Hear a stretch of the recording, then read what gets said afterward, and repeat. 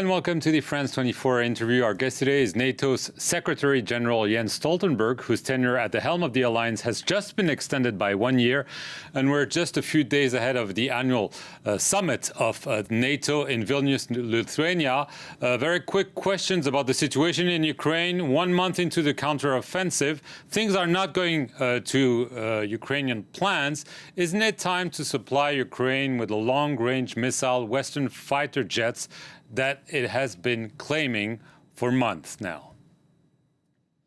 So first of all, the Ukrainians are making progress, but of course they also face fierce fighting and tough terrain and dug-in Russian forces with a lot of prepared defensive lines. So this is a challenge, but they are making progress. NATO allies have delivered a lot of advanced and modern weapon systems, and of course also ammunition and supplies to sustain these systems.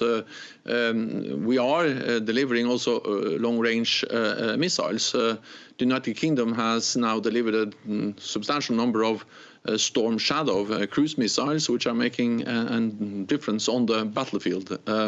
And then NATO allies are also in the process of starting training of pilots for fourth generation fighter aircraft, F-16. So allies are delivering and are stepping up. Right. So you think Ukraine can take a decisive advantage within the coming month, or you think it's much more difficult than this? I think we all should be very careful predicting when it comes to what will happen on the battlefield, because wars are by nature unpredictable. Having said that, what we do know is that Ukraine has equipment, has training, has ammunition, and that NATO allies are ready to stand by Ukraine and continue to supply them. Because, of course, the consumption of ammunition is huge, because this is an offensive going on.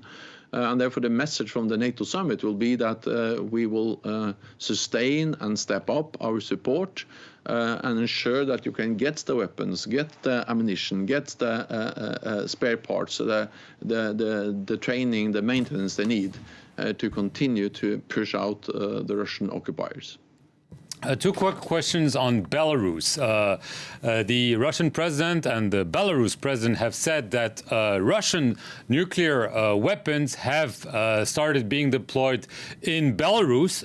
So are you seeing evidence of that? And also there's a big question about Wagner Group relocating to Belarus and the whereabouts of its leader, Yevgeny Prigozhin. Do you know where he is? So first of all, we condemn the announcement by Russia to deploy tactical nuclear weapons, short-range nuclear weapons to Belarus. So far, we haven't seen any deployment, but what we have seen is some preparations. Regardless, this is dangerous. This is irresponsible nuclear rhetoric and messaging, and of course we will continue to closely monitor Russia and what they do. So far, we haven't seen any changes in the nuclear posture that requires any changes from our side, but we will continue to be vigilant and follow it very closely.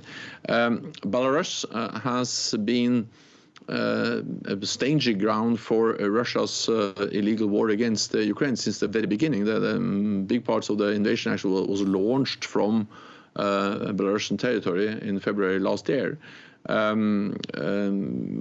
So far, we haven't seen any Wagner forces in any large numbers, or large units being removed or moved to Belarus. We see some of them still are in Ukraine, and they continue to operate across Africa. We have intelligence. We are of course monitoring the developments in Russia in Belarus, but it's not for me to share specific data on where the whereabouts about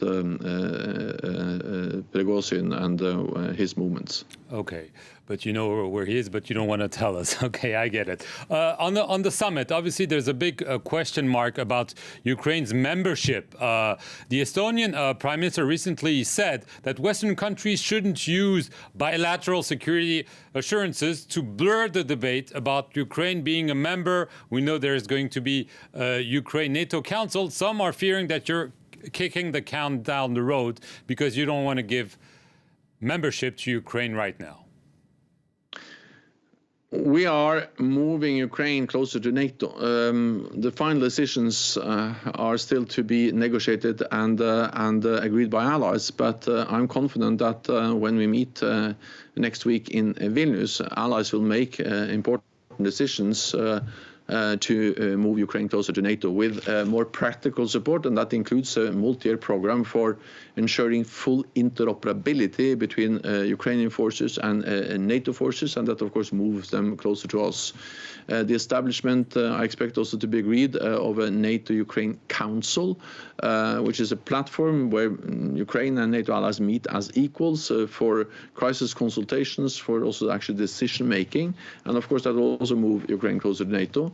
And then I'm confident that we'll find a united way forward on the membership issue.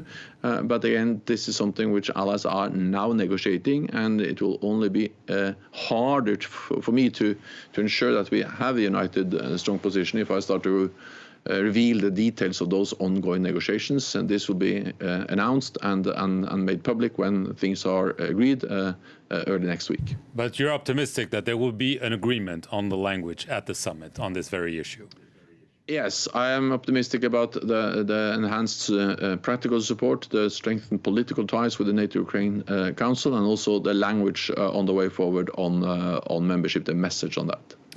Last issue, Mr. Stoltenberg, another membership issue, Sweden. Obviously, we know its membership is being held up by Hungary, but mainly by Turkey. NATO hosted this Thursday talks between senior Swedish, Turkish officials, which you called constructive. You are supposed to meet with both leaders of Sweden and Turkey on the eve of the summit. Do you expect to break the deadlock in Vilnius and Sweden to be granted full membership in NATO? We don't have any certainty, and at the end of the day, this is a sovereign Turkish decision on when they decide to ratify the Swedish accession documents in the Turkish Parliament and the Grand National Assembly. But we have made progress. We made progress in a meeting here in Brussels at the NATO headquarters on yesterday. And then I will meet with President Erdogan and Prime Minister Kristersson in Vilnius on Monday. And my message is that Sweden has delivered. They have amended their constitution, they have strengthened their counter-terrorism laws, they have lifted arms export restrictions for export to Turkey, and therefore the time has come to ratify Sweden and to make them a full member. And then Turkey has some other assessments, but then we meet and try to assess and to bridge those differences to have a positive decision, as we had in Madrid last year. Because last year we made a historic decision at the NATO summit to invite both Finland and Sweden. Finland is already a member. Sweden has what we call the invitee status, meaning they are more and more integrated into NATO. And then I hope that we can finalize the process as soon as possible. Jens Stoltenberg, I want to thank you very much for appearing here on the France 24 interview from the NATO headquarters in Brussels. Thank you all for watching this interview. Stay tuned for more news.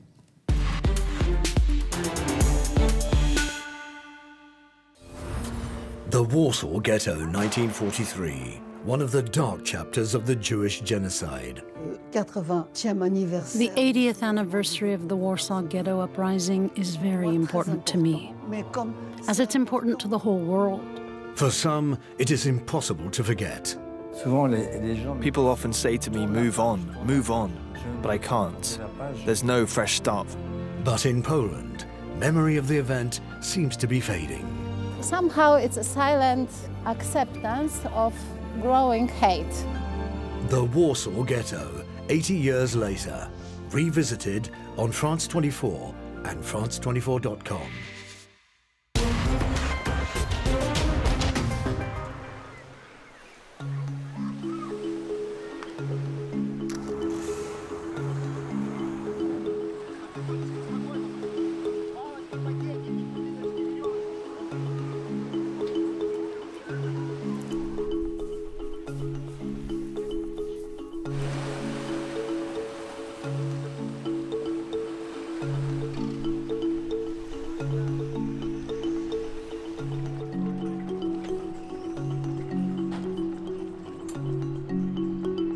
надеемся на то, что сезон у нас будет процветать, но что-то мало людей приезжает в Крым, хотя здесь такие пейзажные места, они сравнятся, грубо говоря, с Краснодарским побережьем.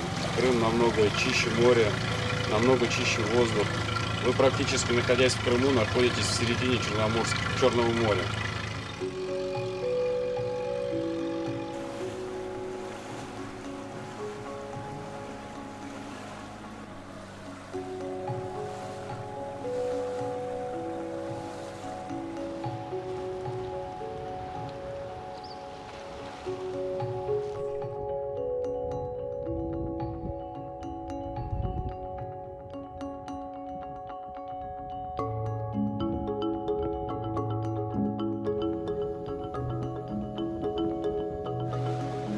Переживания были, конечно, что мост взорвут, не дай бог, либо тут какой-то теракт будет. Переживали. Слава богу, этого удалось избежать. В данный момент некие обстоятельства со спецоперацией. Людям, большинство, очень страшно сюда ехать. И казалось бы, вот мы сидим сейчас на пляже, отдыхаем, все классно, вроде все спокойно, но по сути здесь за забором, скажем так, по-соседски, идут боевые действия. И, конечно, да, это...